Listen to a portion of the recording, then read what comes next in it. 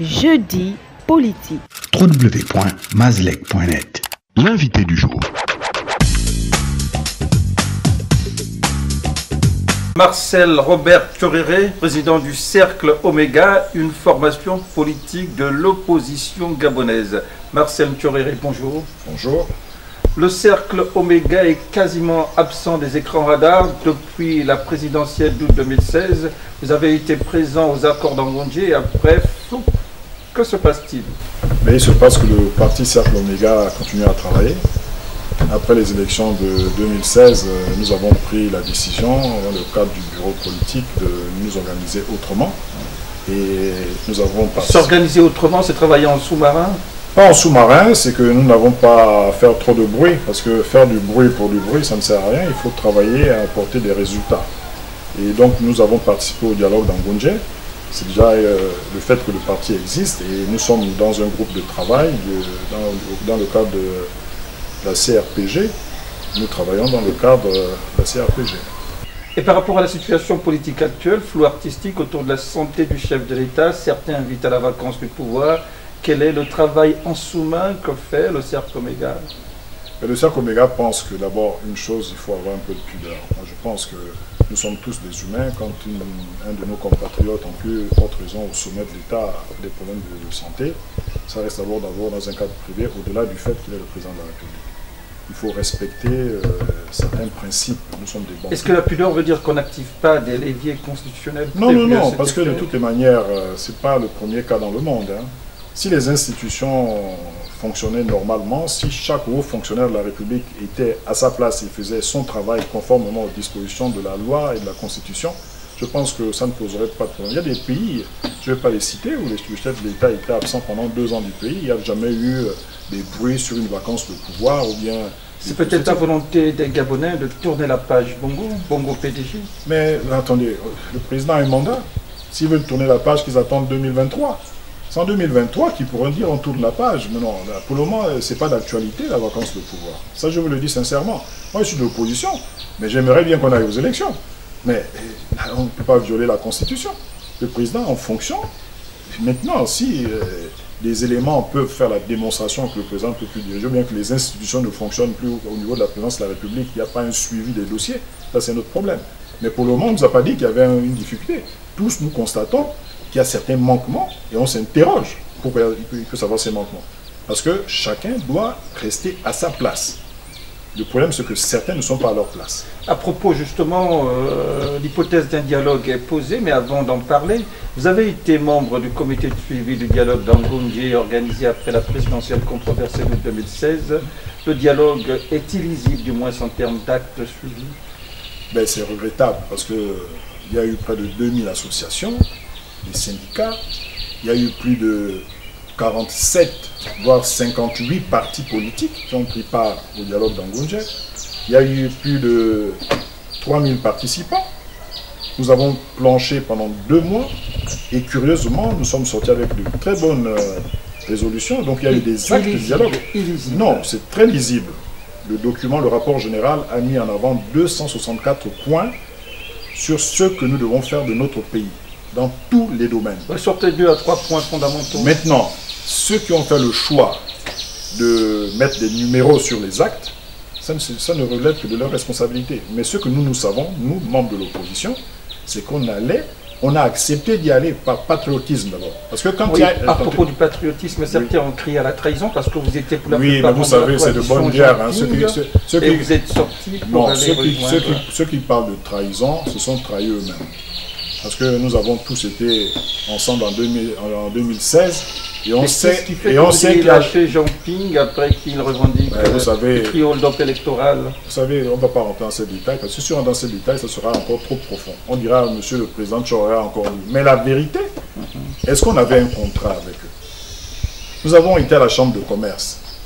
Contrat moral peut-être? Non, nous sommes politiques. On a signé un document à la chambre de commerce qui curieusement a disparu le lendemain. Et jusqu'à aujourd'hui, ce document n'existe plus. Et on nous apprend par hasard qu'il y a eu d'autres contrats signés sans que les présidents de parti ne soient au courant. Et puis on nous dit qu'il y a une déclaration de Nkembo. Vous pensez que c'est une manière de respecter les leaders de parti? Nous sommes des leaders de parti.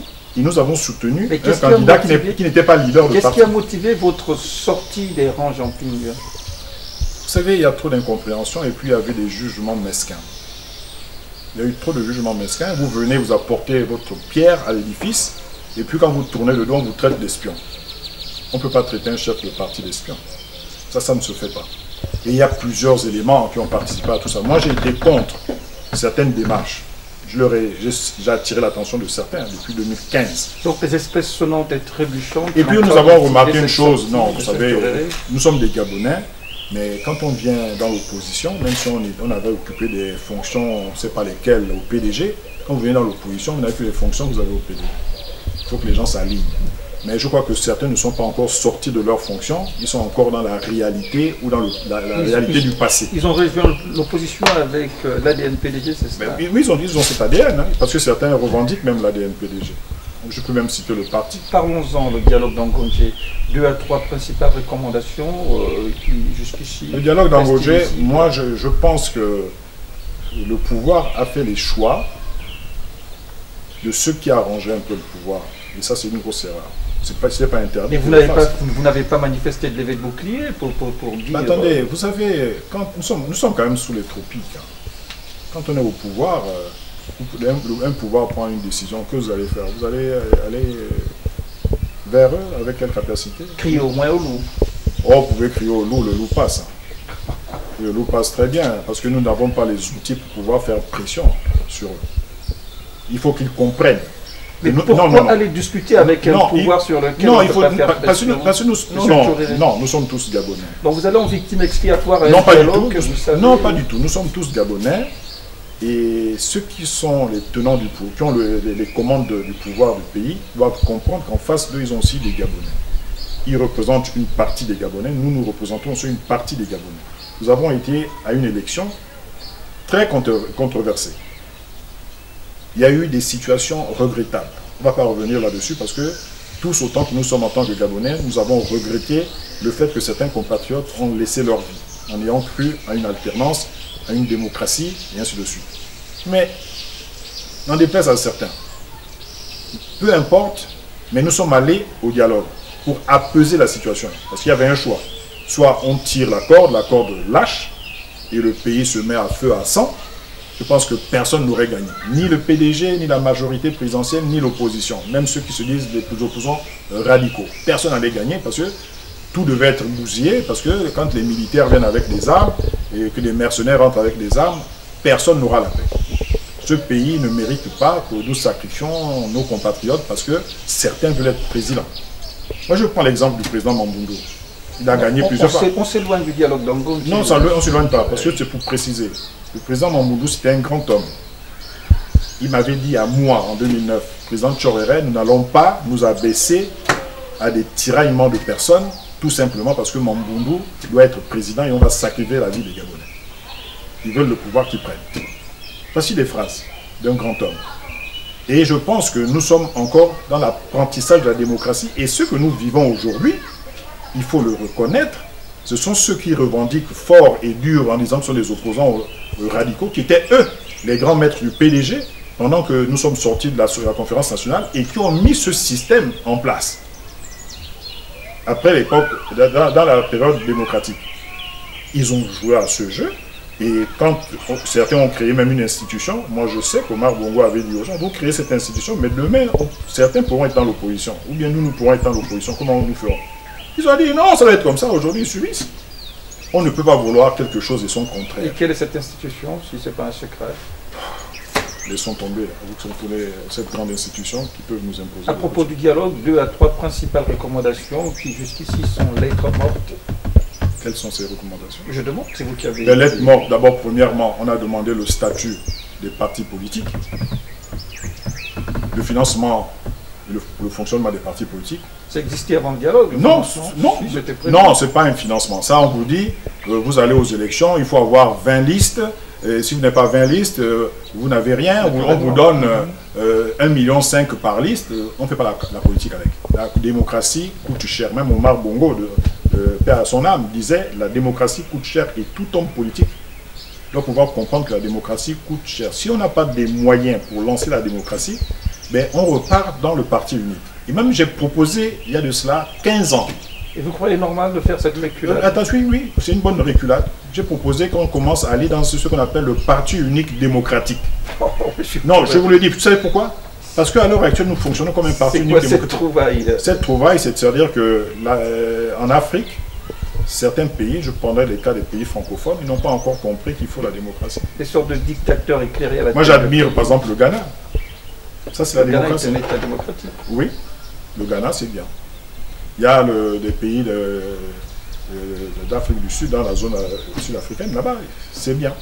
Mais nous, la zone francophone, qu'est-ce que nous pensons de la démocratie? Monsieur Ntchouréré, les freins à l'alternance depuis le retour au pluralisme politique en 1990, on va de hold-up électoraux à hold-up électoraux dénoncés. C'est quoi les freins à cette alternance politique? Mais ce sont les acteurs politiques, ce sont les acteurs politiques eux-mêmes qui sont dans des compromis et des compromissions. C'est-à-dire que les candidats engagés à chaque fois aux élections présidentielles auraient dealé avec le pouvoir, c'est cela? Vous soupçonnez des deals? Ils sont très étranges. Parce que quand vous menez une action politique, et quand il commence à avoir des tabous, on vous dit, bon, ça on ne peut pas faire, ça on fait, on sélectionne ce qu'on peut faire. Vous vous posez beaucoup de questions et nous qui nous engageons pour soutenir, que ce soit dans les deux camps. Et c'est quoi l'alchimie finalement? L'alchimie. Il faudra pour arriver trouver, à la félicité. mais il faut trouver un jour un patriote déterminé, fidèle au peuple, qui a une vision du Gabon, qui a une haute idée de l'État et de sa propre personne et du respect du peuple gabonais. Vous n'avez pas le profil de l'emploi, vous? Oh, on ne se juge pas soi-même, mais que Dieu bénisse le Gabon. Votre mot de la fin, c'est Robert Ntchouréré. Mais non, on n'a pas parlé du dialogue d'Angoundjé. Allons-y, allons-y. Le dialogue d'Angoundjé, premièrement, les recommandations sur les 264 points du dialogue d'Angoundjé, il y a juste peut-être 6 points qui ont été pris en compte.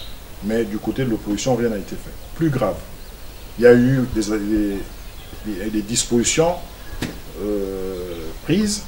Il se trouve que ceux qui sont aujourd'hui au gouvernement n'ont pas été au dialogue d'Angoundjé, dans le contre l'opposition. Ce sont ceux qui ont plutôt pointé du doigt en traitant les autres de traîtres qui se retrouvent aujourd'hui au gouvernement et qui sont allés aux élections. Il y a eu un gouvernement de concession au sortir du dialogue. Non, mais ça concernait uniquement ceux qui ont participé au dialogue. Maintenant, ceux qui sont maintenant au gouvernement, qu'ils aillent signer les actes du dialogue, en ce moment, devant la télévision, on sait qu'ils acceptent les actes du dialogue, mais vous ne pouvez pas rejeter une affaire publiquement et puis, en sourdine, vous venez, vous acceptez d'être ministre. Et aujourd'hui, il n'y a pas un seul parti politique de l'opposition qui a participé au dialogue qui est au gouvernement. Ce n'est pas un objectif d'être au gouvernement, mais c'était un principe pour l'apaisement. Et deuxièmement, les institutions tenues par l'opposition n'ont pas de moyens pour fonctionner. Mais ça a été un cadeau empoisonné, vous savez. Non, il n'y a pas de cadeau empoisonné. Nous sommes en République. Mais ils ont tous été piégés quasiment. Renan Demezo-Obiang. Non, ils n'ont pas été piégés. Non, ils n'ont pas été piégés. Non, non, non. Séraphin Dao, là-bas, il y a près de 2 ans, sans salaire pour les membres. Oui, c'est un vrai problème. C'est curieux, c'est un opposant qui a la tête. Non, attendez, est-ce que vous pensez qu'une institution, quand on nomme un compatriote, c'est une affaire d'opposition majoritaire? Je dis, ils ont été piégés certainement. Ils n'ont pas été piégés. Mais qu'est-ce qui se passe alors? Il se passe qu'il faut mettre une vraie politique publique au Gabon avec un fonctionnement logique dans le budget de l'État. C'est tout. Et tout marchera. On ne peut pas continuer à dire ici, telle la tête, si la tête de la personne ne plaît pas, mais enlever l'individu, on ne va pas sacrifier la nation parce qu'on veut punir un individu qui est dans une institution. Finalement, c'est le président Dao. Finalement, les accords d'Angoundjé ne valaient pas la peine. Si. À l'arrivée. Si. Mais non, elles sont lettres mortes, les recommandations. Non, c'est pas les lettres mortes. Le dialogue d'Angoundjé, ça va reprendre. Vous allez vous rendre compte que ça va reprendre très rapidement et les actes vont être appliqués. Ce qui veut dire que vous n'êtes pas favorable à la tenue d'un énième dialogue. Mais non, nous allons passer le temps. Vous savez ce que ça a coûté le dialogue d'Angoundjé? Nos jeunes garçons et filles, nos compatriotes qui sont au lycée, dans les écoles primaires, secondaires, à l'université, n'ont pas de salle de classe, n'ont pas d'amphithéâtre, n'ont pas d'université, n'ont pas de lycée et tout. Et on va encore prendre de l'argent pour la classe politique gabonaise parce que certains ont pensé qu'ils étaient au-dessus des autres compatriotes. Vous vous foutez plein les poches durant des dialogues. Non, parce que vous savez, une rencontre comme ça coûte excessivement cher. Vous pouvez rassembler. Assez de sous dans les poches? Non, ce n'est pas des sous dans les poches. Vous rassemblez 3000 personnes. Vous savez, c'est quoi organiser une rencontre de ce type? Ça coûte excessivement cher.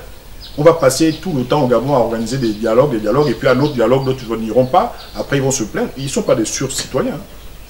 Ils ne sont pas au-dessus des autres compatriotes. Ils n'ont pas voulu venir au dialogue. Ils assument. Parce qu'ils ont dit qu'ils vont aller jusqu'au bout. Qu'ils aillent jusqu'au bout. Marcel Thioréré, merci. Mais je vous remercie. L'info du Gabon en un clic, c'est sur www.mazlec.net.